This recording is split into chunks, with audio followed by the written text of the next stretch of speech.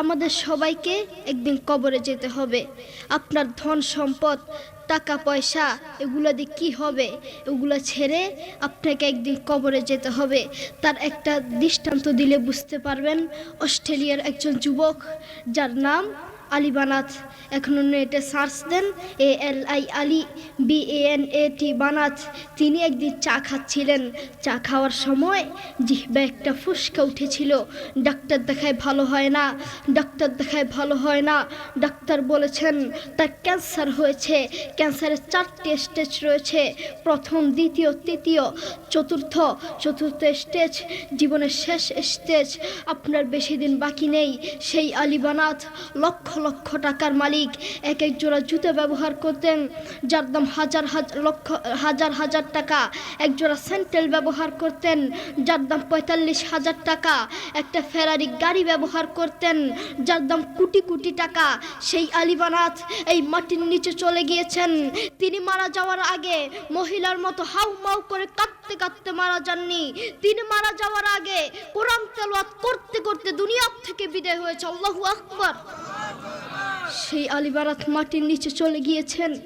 তেমনিভাবে আমাদেরকে এই মাটির নিচে যেতে হবে। আজকের এই মাহফিল আপনার জীবনের শেষ মাহফিল হতে পারে। আজকের এই মাহফিল আমার জীবনের শেষ মাহফিল হতে পারে। আজকের এই মাহফিল বক্তাদের জীবনের শেষ মাহফিল হতে পারে। আজকের এই মাহফিল আমার বাবা মুফতি মোহাম্মদ আলীর জীবনের শেষ মাহফিল হতে পারে। আপনি আজকে মাহফিল করেছেন, আগামী বছরে মাহফিল করবেন তার কোনো গ্যারান্টি নেই।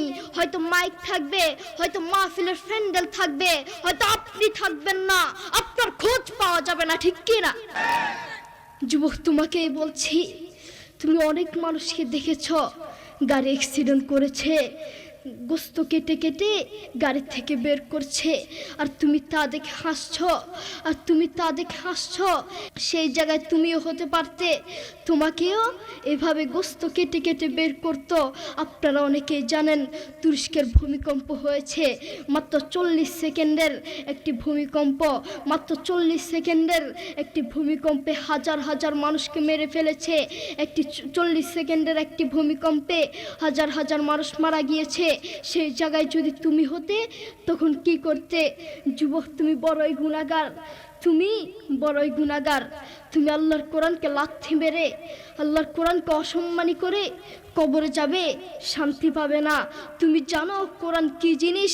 এই সারা দুনিয়ার মধ্যে যদি শান্তি পেতে চাও, কোরআন ছাড়া কোনো বিকল্প রাস্তা নেই, ঠিক কি না?